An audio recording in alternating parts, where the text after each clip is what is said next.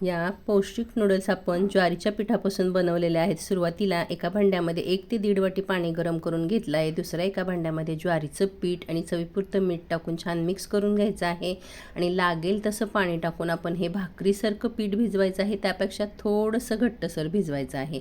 मला 1 वाटी आणि 2 चमचे पाणी लागलेलं आहे आणि हे पीठ मिक्स करून आपण 5 मिनिटं झाकण ठेवायचे आहे। उकड कशी आपण झाकून ठेवतो तसं झाकण ठेवायचं आहे। उकड काढायची खूप अवघड प्रकार वाटतो, म्हणून अशा सोप्या पद्धतीने आपण ज्वारीच्या पिठाच्या नूडल्स बनवत आहोत।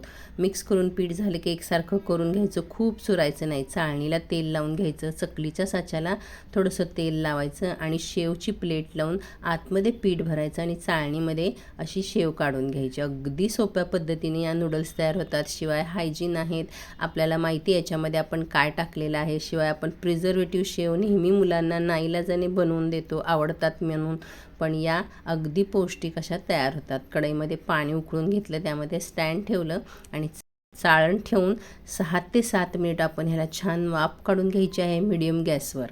बाहेर काढून थोडंसं थंड होऊन द्यायचं आणि कोमट झालं की हाताला तेल लावून अशा याच्या नूडल्स मोकळ्या करून घ्यायच्या, शेवया मोकळ्या करून घ्यायच्या। अगदी पटकन होतात, पौष्टिक आहेत, आपल्याला आवडीच्या कोणत्याही भाज्या आपण टाकून बनवू शकतो।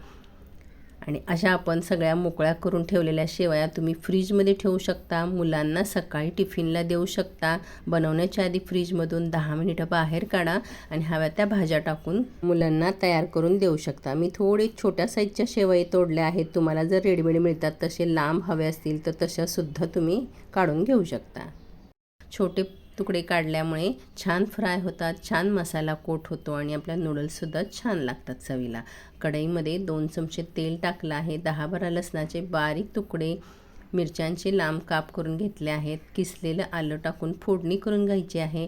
यामध्ये आवडीच्या भाज्या टाकायच्या आहेत। मी सिमला मिरची, गाजर, कांदा उभे काप करून, कोबी उभे काप करून छान परतून घ्यायचं आहे। खूप भाज्या मऊ करायच्या नाहीत। चवीपुरतं मीठ टाकायचं आहे।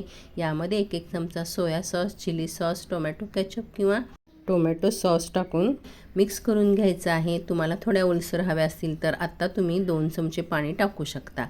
मी शेवया आपल्या मोकळ्या करून घेतलेल्या यामध्ये टाकल्या आहेत, छान मिक्स करून घ्यायचं। मस्त अशा टेस्टी नूडल्स तयार होतात, पौष्टिक नूडल्स तयार होतात। तुम्हाला कांद्याची पात मिळाली तर जरूर टाका, मला नाही मिळाली, कोथिंबीर टाकून सर्व करा।